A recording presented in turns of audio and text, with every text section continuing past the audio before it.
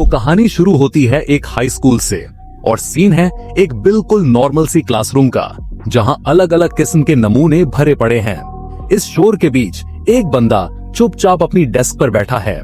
ये है हमारा हीरो पार्क हान जुन। लेकिन इस शांति को तोड़ते हुए एंट्री होती है क्लास के लोकल गुंडे की। ये है चोई साजांग। नाम में साजांग यानी बॉस और हरकतों से पूरा तुम समझ गए। उसके दोस्त उसका वेलकम करते हैं। एक फीमेल स्टूडेंट उससे पूछती है सेल्स कैसी चल रही हैं। साजांग एरोगेंटली बोलता है ऑफ कोर्स, मैं कौन हूँ जानती नहीं क्या? इस बार 48 मिलियन वॉन का नया रिकॉर्ड बनाया है। उनमें से एक स्टूडेंट बोलता है क्या बात है चोई साजांग, तू बेस्ट है। ये तो फकिंग ऑसम है बॉस, चलो फ्राइडे को दारू पार्टी करते हैं। साजांग डील डन करता है और कहता है सीधा डूम पेरोन में पियेंगे। लेकिन उससे पहले एक जरूरी काम बाकी है ना? और चोई साजांग का रुख मुड़ता है हमारे शांत बैठे हीरो पार्क हांजुन की तरफ। वो हांजुन के पास जाकर उसके बालों को पकड़ लेता है और बिना कुछ कहे साजांग उसका सर डेस्क पे दे मारता है। एक बार नहीं, बार बार। साजांग बोलता है तूने मेरे न्यू स्टॉक्स खरीदे या नहीं? इतनी देर में तो एक जानवर भी समझ जाता मेरी बात। फीमेल स्टूडेंट्स उसे टीचर्स के डर से रुकने को कहती है, जिस पर साजांग बोलता है कि टीचर भी इंसान नहीं है क्या? पता नहीं है मैंने टीचर को कितना पैसा खिलाया है। अगर टीचर ने ज्यादा चोंचा की ना तो खून की नदियां बह जाएंगी। लेकिन जब वो हांजुन को फिर से देखता है, उसकी आंखों में गुस्सा था। 2 साल पहले जब नेक्सस नाम का हाई स्कूल गैंग पूरे देश में फैल गया था और इसका हेड था किम चुनसू, हांजुन ने उसके खिलाफ जंग छेड़ दी थी। और जब उसे लगा कि वो ये जंग जीत गया है, तब उन नेक्सस के हरामियों ने उस पर लॉ सूट फाइल कर दिया। उनके झूठ और बनावटी सबूतों ने पूरी सिचुएशन को पलट दिया। हांजुन केस हार गया और सेटलमेंट के पैसे चुकाने के लिए उसे अपने फादर की जिंदगी भर की कमाई, उनका जिम बेचना पड़ा। उस दिन हांजुन ने खुद से कसम खाई थी कि वो फिर कभी नहीं लड़ेगा, क्योंकि पैसों के बिना जीत कर भी आखिर में हार ही मिलती है। प्रेजेंट में हांजुन सड़क पर अकेले चल रहा होता है। कुछ और लफंडरों की नजर पड़ती है। ये पार्क हांजुन है ना जिसने नेक्सस से पंगा लिया था? सुना है जंग के बाद इसकी वाट लग गई थी। उनमें से बॉल्डी आगे आता है और बोलता है कि ओए हेलो, मिलके अच्छा लगा। इस अंगूठी को पहचानता है ना? मेरी तरफ देख। वो पार्क को एक गली में ले जाके मारने लगते हैं। हांजुन कुछ नहीं कहता और बस मार खाता रहता है। वो बोलते हैं कि ये सच में पार्क हांजुन है। ये तो फट्टू निकला, इसने नेक्सस से कैसे लड़ाई की? ये तो वो हरामी है जिसने अपने बाप को बेच दिया।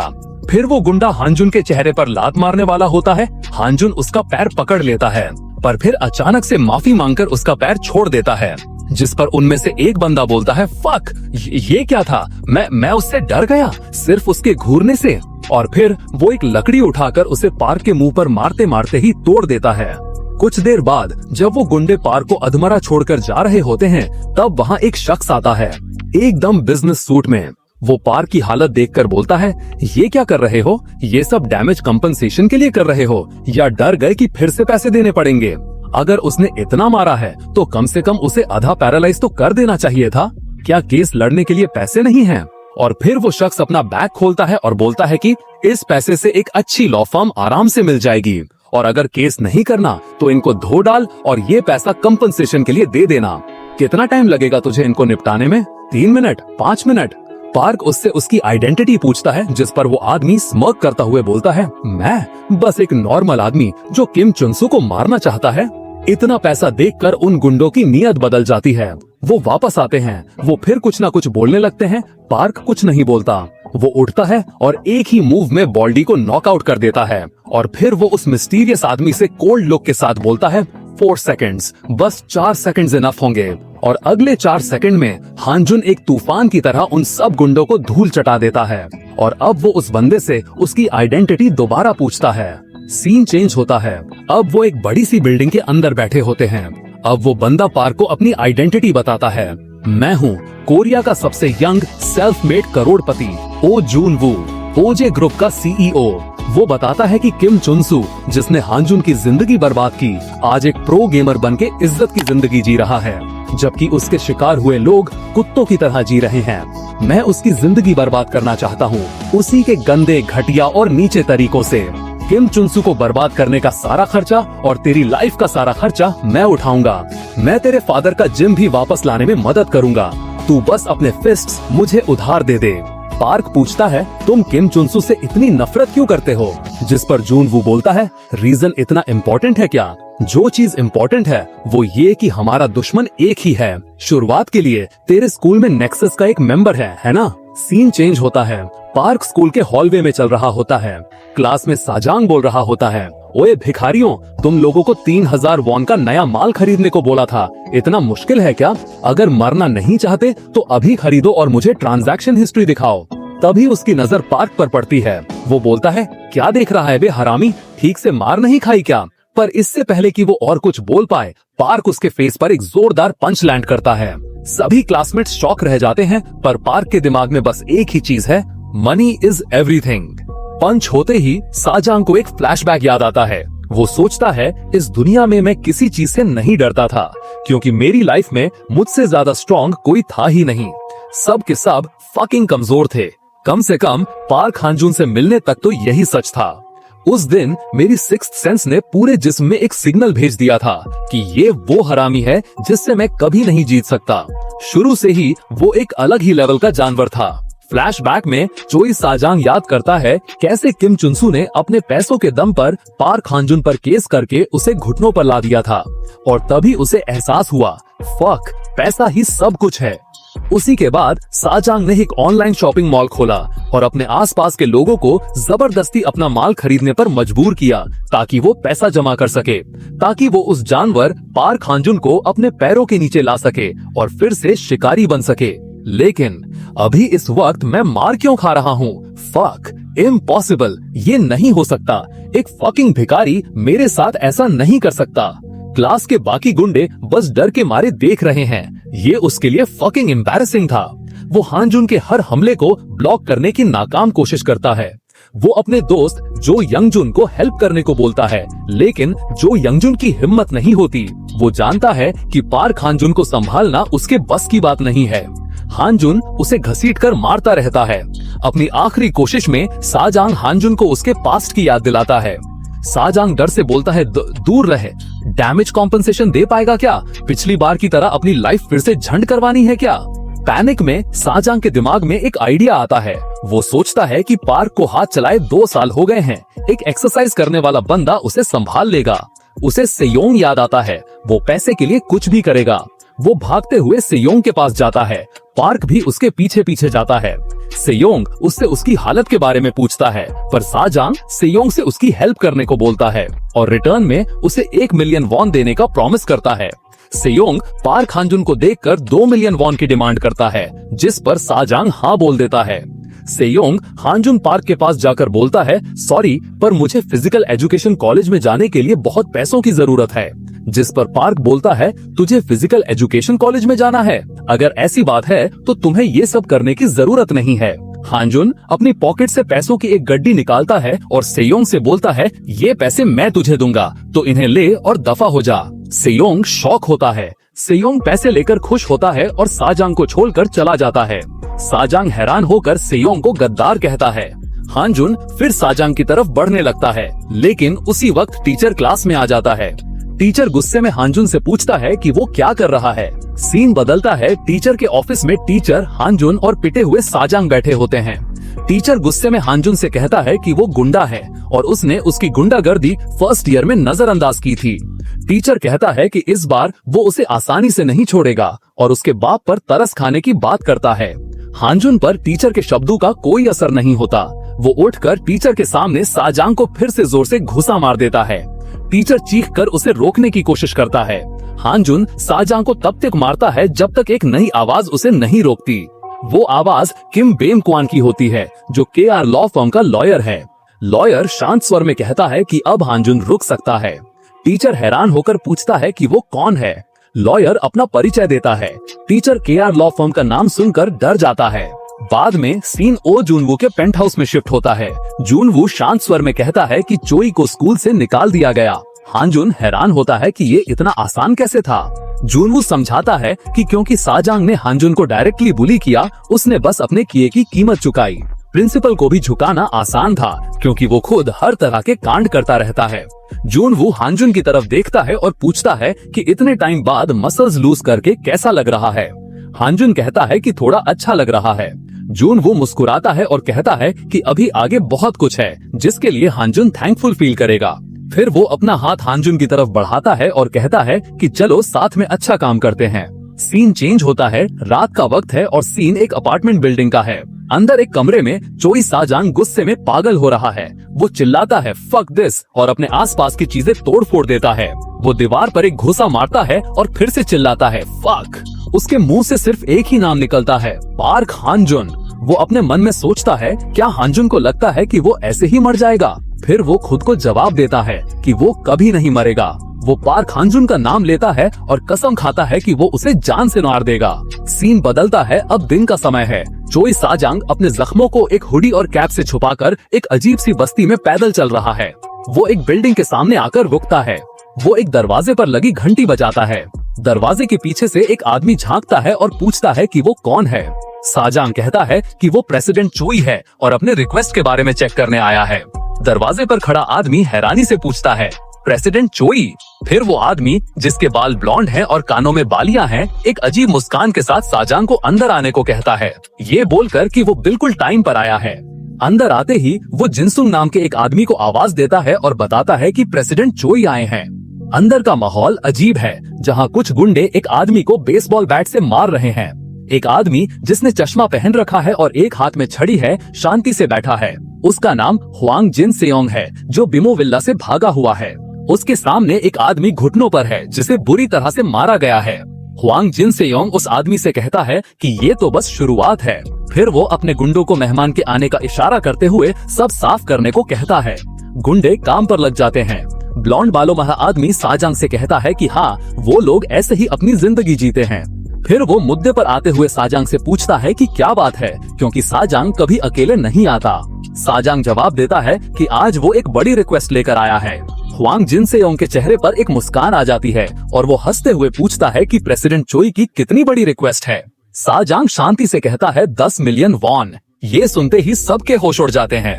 ब्लॉन्ड बालों वाला आदमी चिल्लाता है क्या 10 मिलियन वॉन। फिर वो कहता है कि प्रेसिडेंट चोई के पास तो सच में बहुत पैसा है। हुआंग जिन सेयोंग का एक और आदमी जिनसुंग से कहता है कि ज्यादा बात ना करे और डील फाइनल कर ले। उसी पल हुआंग जिन सेयोंग उसे एक थप्पड़ मारता है। चोई साजांग हैरान होकर देखता है। हुआंग जिन सेयोंग अपने आदमी से कहता है कि ये अमाउंट उसके लिए बहुत सस्ता है। वो उसे धमकाता है कि क्या वो कस्टमर के सामने कुत्ते की तरह पिटना चाहता है, जिस पर वो आदमी सॉरी बोल देता है। हुआंग जिन सेयोंग फिर साजांग की तरफ मुड़ता है और कहता है कि जितना पैसा साजांग खर्च कर रहा है, उससे लगता नहीं कि साजांग कोई नॉर्मल आदमी है। वो आगे कहता है कि 10 मिलियन वॉन के लिए पार्क हानजुन को मारना क्या ये बुलिंग नहीं है। वो कहता है कि पार्क हानजुन आमतौर पर। इसकी बात काटते हुए साजांग कहता है कि 10 मिलियन वॉन सिर्फ डिपॉजिट है। वो ऑफर देता है कि अगर कामयाब हुए तो वो अमाउंट डबल कर देगा। ये सुनकर हुआंग जिन सेयोंग खतरनाक मुस्कान के साथ डील कहकर सौदा पक्का कर लेता है। सीन बदलता है और ओ जुनवू एक पुराने टूटे हुए घर के पास आता है, जिसके बाहर पुलिस टेप लगी है। वो अंदर आता है। वो अपने आप से बात करते हुए कहता है कि काफी टाइम हो गया, वो बहुत बिजी था। वो कहता है कि अब से चिकन ही कैसा रहेगा, फ्राइड चिकन अच्छा होता है।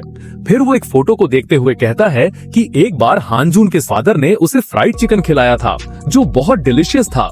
वो कहता है कि उसे कभी कभी उसकी याद आती है। उसे याद आता है कि 2 साल हो गए हैं उसे वो चिकन खाए हुए। वो कहता है कि ऐसा लगता है जैसे कल की ही बात हो। उसकी आंखों में एकदम से गुस्सा आ जाता है। वो खड़ा होता है और कहता है कि उसे जाना होगा। वो सोचता है कि शायद अब वो यहाँ कुछ टाइम के लिए नहीं आएगा और फ्यूचर में और बिजी रहेगा।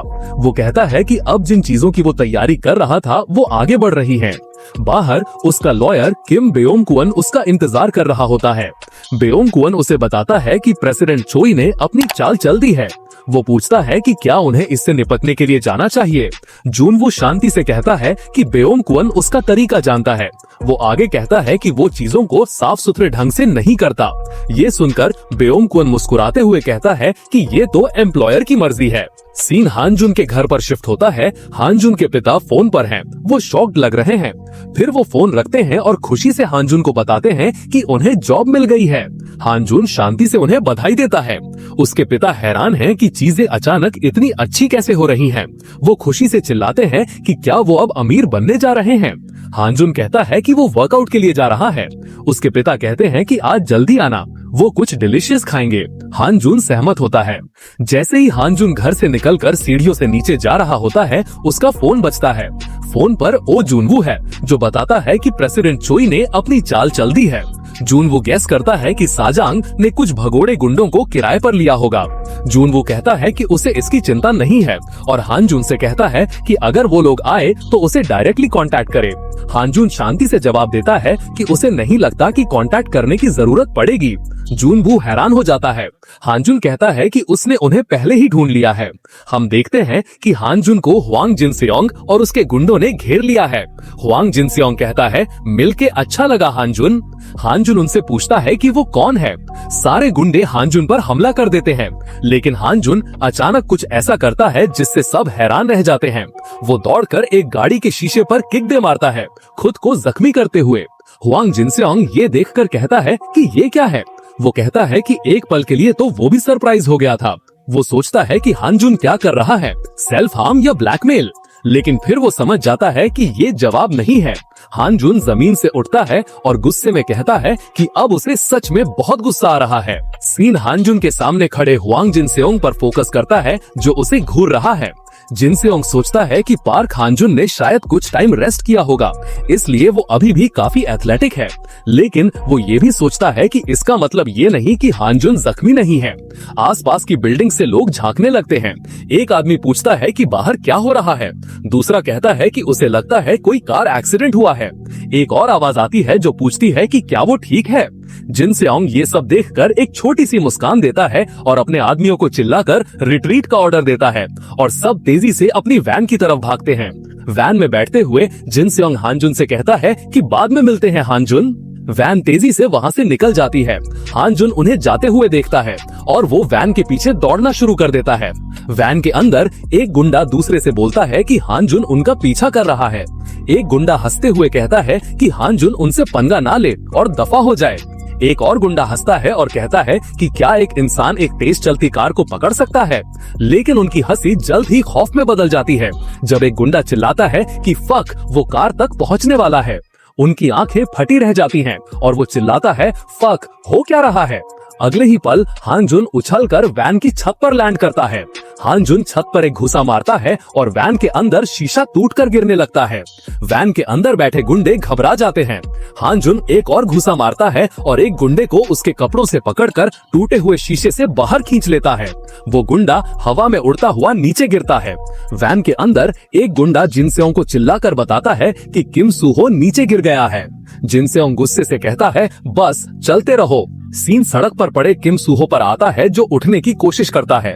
तभी वो ऊपर देखता है तो पार्क हानजुन उसके सामने खड़ा होता है, जिसकी आंखें गुस्से से लाल होती हैं।